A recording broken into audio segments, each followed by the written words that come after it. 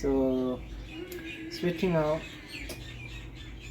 my crank, because this one is supposed to have a 170 crank arm length, and I took my crank arm and crank set from my TT bike to put on this one, thinking it would help me get in aero a lot easier, because my TT crank is 165 millimeters long. This one is 170 millimeters long, but I was measured for a 165 crank arm length with my TT bike fitting, not my road bike fitting. So I'm gonna switch it back.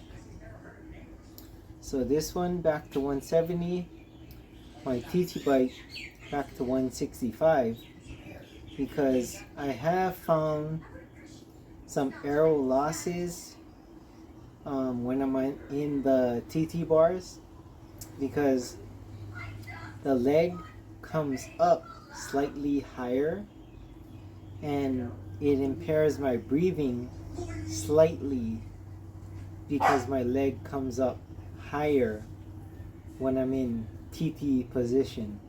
So to optimize it, I'm gonna switch it back. Tried it on this bike. It was good, but I didn't really have a problem with the 170 on this bike. I do have a problem with the 170 on the TT bike. So if you experience a similar problem, maybe go with a shorter crank on your TT fit. Alright.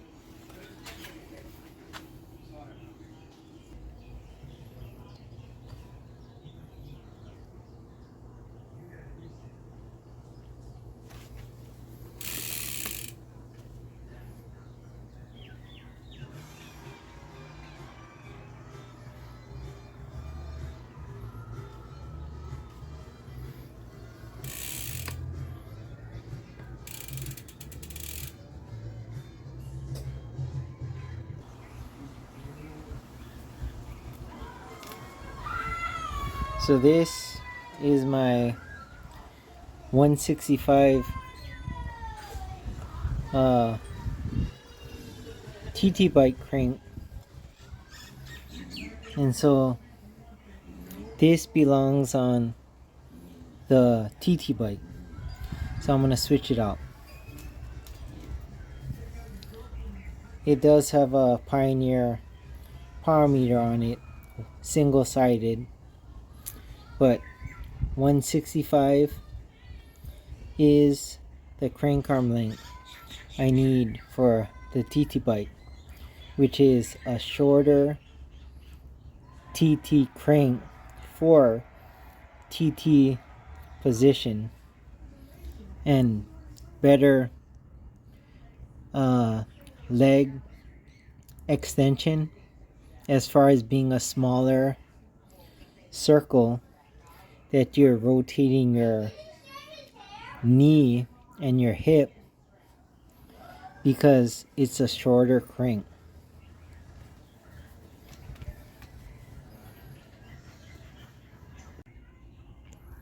So tools needed for this procedure is a hammer, non-metal, torque wrench for retightening, a Shimano tool to remove that Shimano crank tightening hand tool, and a 5mm Allen wrench to remove the crank bolts. Beforehand, It's also advised to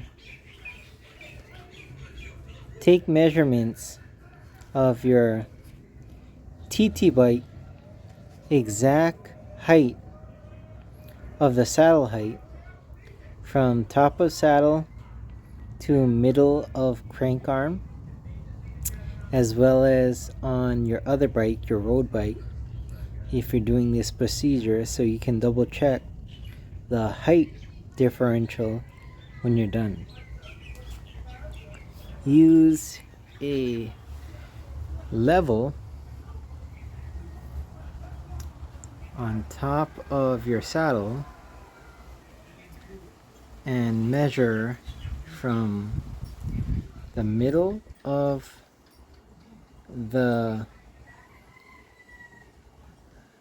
saddle post, the seat post, to the top of the level towards the middle of the crank bolt of the crank, and that'll give you your exact saddle height.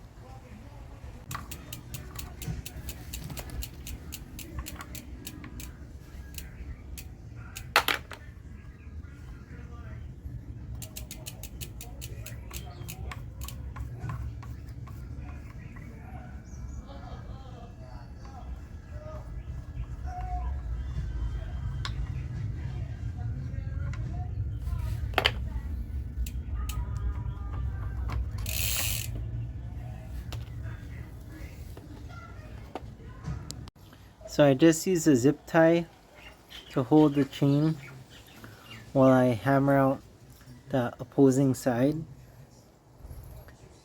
so that when I hammer out the crank, the chain doesn't fall. Here, I'll show you.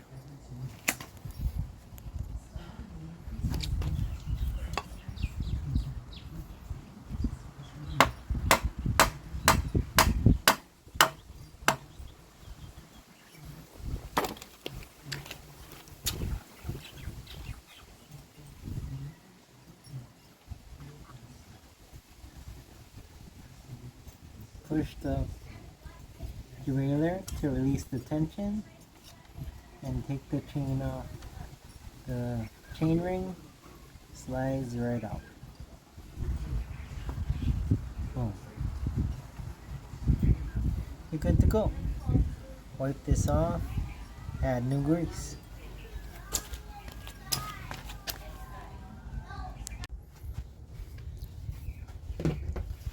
Okay, so this is the perfect time to wipe off the gunk from your crank and clean the inside chainring a bit. I got my dirty old rag here, my trusty old dirty rag, doing the cleaning.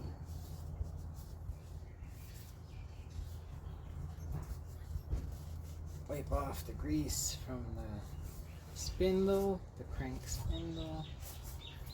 Wipe off the inside as much as you can.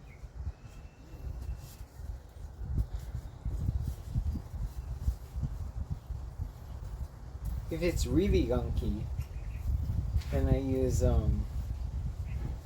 Simple Green to kind of clean it up a bit, but this one is not that bad. So just wipe it off, get the sand and red dirt off for reinstallation. Also, this is the perfect time to do that for the crank as well, the non-drive side. Wipe it off, give the inside a wipe down. I just installed this crank last week, so it's not super gunky. But if it is, wipe down the inside. Maybe spray some Simple Green on the inside. Take out the bolts. Clean it with some Q-tips. Clean the retainer ring in the middle and reinstall it. So the things I'll typically use is Park Tool grease, Philwood waterproof grease, white lithium grease, or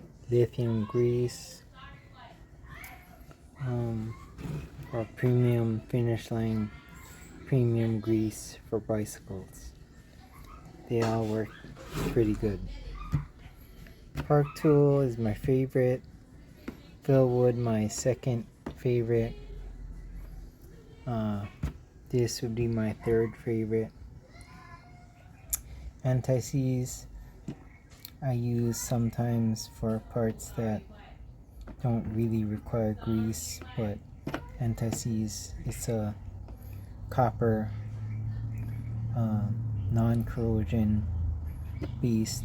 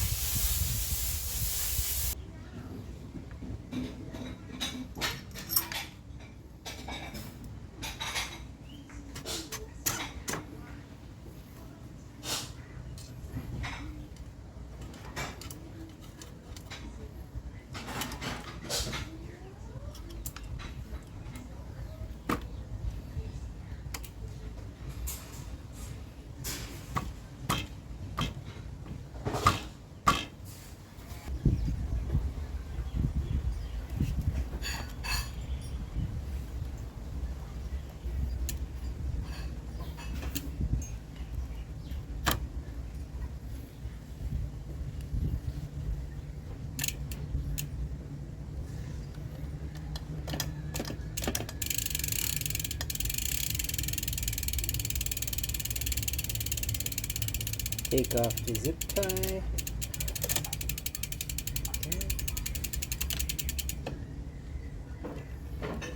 Make sure it's exactly opposite of the other side. And ready to tighten. There should just be one business card distance between the crank and the outer bearing surface. Push the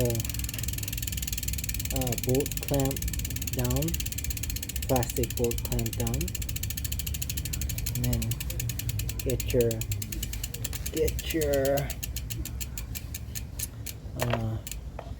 crank retaining Shimano plastic retaining tool. Tighten that first before tightening the more permanent bolts so that it's fully tight, hand tight to the bearing surface. It's just a extra added precaution. Just make it hand tight. You don't have to use tools or a wrench for this. So this hand tight, done.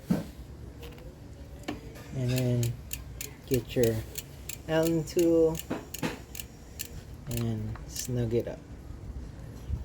Not super tight, but snug enough to use the torque wrench next, and it'll be fine. Do both sides.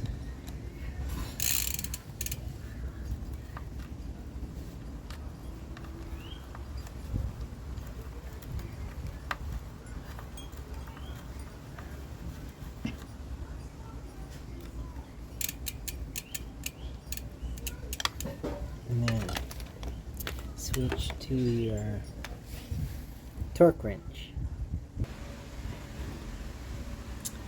Yeah, so as we determined last week, just look at the old crank and it says equally tightened to 12 to 14 Newton meters by a torque wrench. Alright, so I'm gonna go 12 because you don't have to go full death grip. Okay, hopefully you can see that. It's at 12 Newton meters. Oh my gosh, that's blurry. There. 12.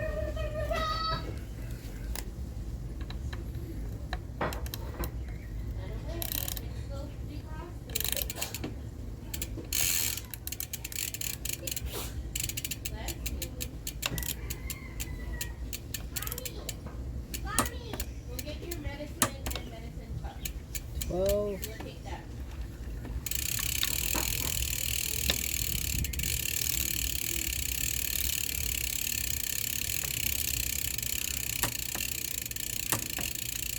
12. Done. So I'm going to repeat the same thing with these longer cranks on the Giant Propel, and done. So clean this off while you can, both sides. Re-grease the bearing surface on both sides. Clean out this gunk. And the inside looks pretty clean, so I don't usually clean the inside because I add new grease to the spindle. And done. Repeat the same thing that I did on the TT bike for this bike. Done. For double checking, it's good to have a business card thick item, and there should be just a business card thickness between the non-drive side crank and the crank arm.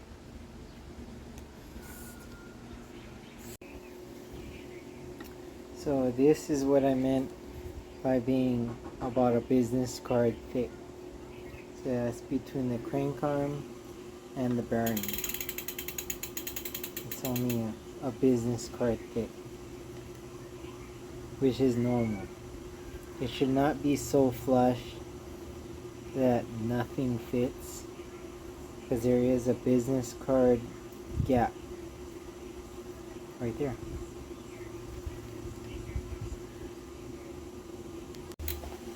Also, I just double checked all my cranks, that bike, this bike, and the TT bike are all 11 speed 5236. There's no chain length discrepancies with the cassette and chain ring. Make sure it's all about the same.